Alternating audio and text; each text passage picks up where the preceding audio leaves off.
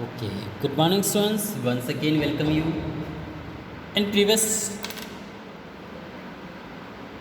lecture, you studied about development religions, how geography affect the history. Now, new and old terminologies. Okay, new and old terminology.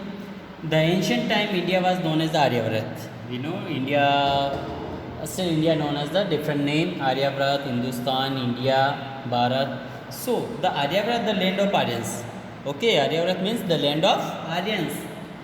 In Buddhist text, it's called as Jan Budvipa. In Buddhist text, India was called another name Jambudvip. Okay, Jambudvip. Meaning is the island of rose apple tree. Okay, it means the rose apple tree. Later it's called Bharatvarsh. After King Bharat, this is known as the Bharatvarsh, a powerful king who ruled during this period. Now, India was also referred of Hindustan. India also got another name Hindustan because Hindu live in India. So this is the Persian word meaning land of Hindus. And river Indus was called Sindh and the Persian pronouns is a Hindu. Okay, river Indus river flow in India, so people use Sindh as a Hindu. During this time of Persian invasion, the Rhine came to be known as the Hindustan. Region come to be known as the Hindustan. When Persian attack, so they use Hindustan. And the inhabitant as Hindu. However, the term Hindustan was first used by Mihan Siraj, Persian writer. Okay, who used this word? Minhaj Siraj, Persian writer. According to him, Hindustan include northern India only. Today, the term is applied to the India as well as whole sometime to refer to the Hindu speaking part of this country. Most of the people in India Hindu live, and so they use their speaking Hindi language. Now, a Greek referred to India as the Ind derived from the word Indus and the British called India. Now, sources of medieval period. Now, next topic, major sources of medieval period from which where we get the information of medieval period. So, first, this include ancient building. Okay, which are the sources? Ancient building, coins, painting, inscriptions, sculpture, and many other art crafts. They gave information about the medieval period. Okay. First of all, we study about the monuments. Which are the major monuments? Give information about the medieval period. Okay, many monuments were built by during this period, and many rulers, kings built monuments, and they tell about the architecture style, their ruling period, their social, economic, and religious life. They give a lot of information with the help of monuments. So, material use given an idea about the craftsmen and mining. Numerous temples must exhibit the skill and religion belief of the people. Okay, what type of people they spend life during this period? Which religion followed by them? Social, economic condition of the people, activity of the ruler, either kingdoms, kings. So, they all of the information given by this monument. Their style, their techniques, the technology used by them. So, such type of information we get from the monuments, ancient monuments. Now, paintings. Most of medieval kings were patron of the art. Most of the medieval king patron of art, and many styles and painting flourish. Okay.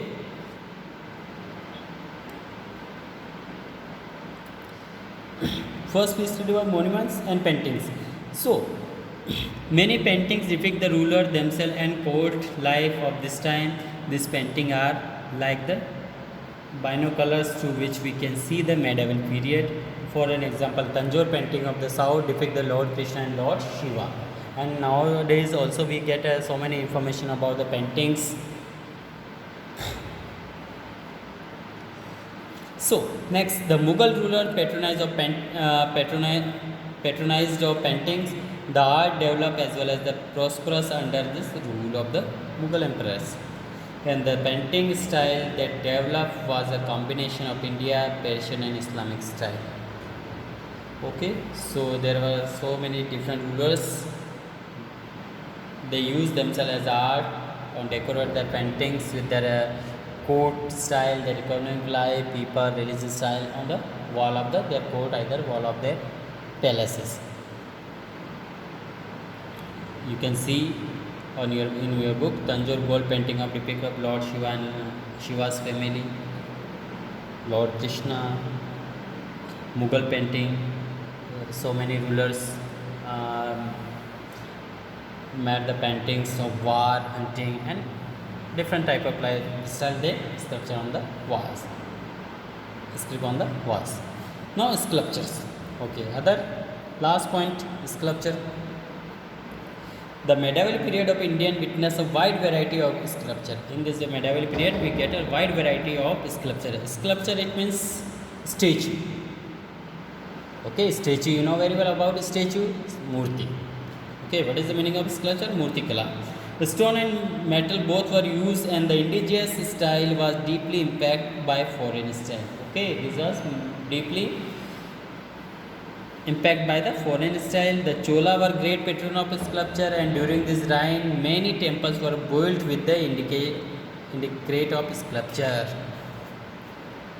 So, many exquisite statues were also crafted during their period. Reason they shed light on the life of the people, their religions, belief, and customs. Okay, so with the help of a sculpture, they shed light on the life of the people, their religious life as well as belief and custom. They show with the sculpture. Now, inscriptions. Next point.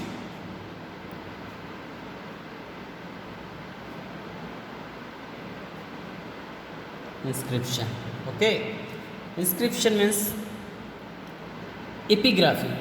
Okay, epigraphy is the study of inscription. Epigraphy is the branch of in which study of inscriptions. What is the inscription?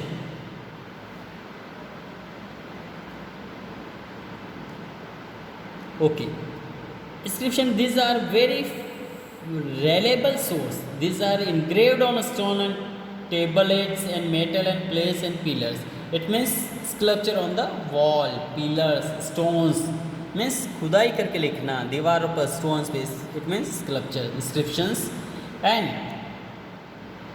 some inscription give detailed account about the political, religious, economic, social life of the time of the people, either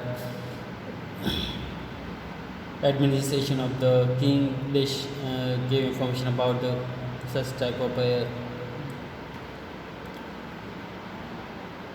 other are official commemorative of historical. Many inscriptions have been found which tell about the reign of the Cholas, and the Uttara More inscription is an best example of this period. Now coins. Next point, coins. Okay, coin. What is coin? Coin are give useful information about the king at a kingdom. They material use tell us about the economic condition of the kingdom and information date during which the particular king ruled. Okay, coins give us the information about the condition of the kingdoms. What type of condition of the kingdom, and information dates during which the particular kings ruled. Okay, and which particular king ruled, and we have also get information about the ruler and their relative with the other empires. Okay, means relation of the rulers of the kingdom with their other empires. So about such type of information given we get from the coins. Now literary sources, we will continue literary sources in next topic. Okay, thank you, have a nice day.